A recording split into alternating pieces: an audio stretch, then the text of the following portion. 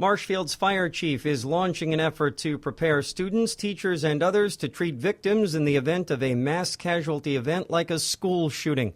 Scott Owen says his department wants to participate in the national Stop the Bleed program launched by President Obama in 2015. The chief says he was approached about doing something in the wake of the Parkland, Florida school shooting February 14th at Marjorie Stoneman Douglas High School, where 17 people were killed and 17 more wounded. A couple of our firefighters were watching the events unfold, and frankly, they said we have to do something. We've had enough. We have to be proactive on this, and with that really kind of started the ball in motion. Owen wants to conduct a fundraiser to put as many Stop the Bleed kits in as many places as possible, starting with schools.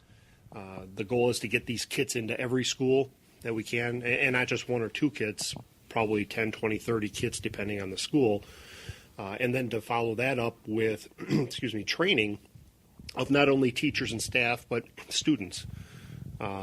We want to make sure that as many people are trained as possible. We're going to hold training events here.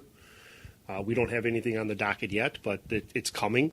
Owen says a basic Stop the Bleed kit contains gauze, a tourniquet, and gloves.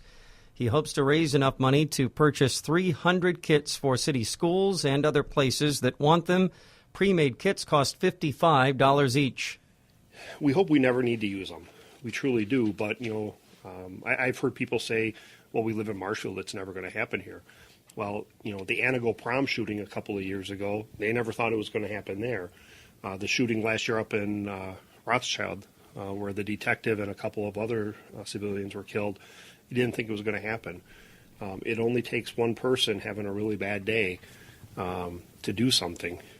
If someone is shot, Chief Owen says a victim has a 66% chance of bleeding to death, and it can happen quickly, oftentimes before first responders arrive. If students, if faculty, if staff have this training and something were to happen, they could do the initial stopping of the bleeding until we get there. Owen hopes to get money to buy 300 kits initially. He said several businesses have already asked about getting trained.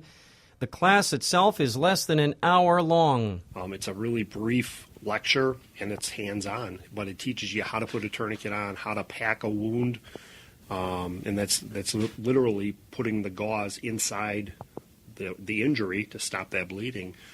We are hoping to make this as common as CPR, unfortunately.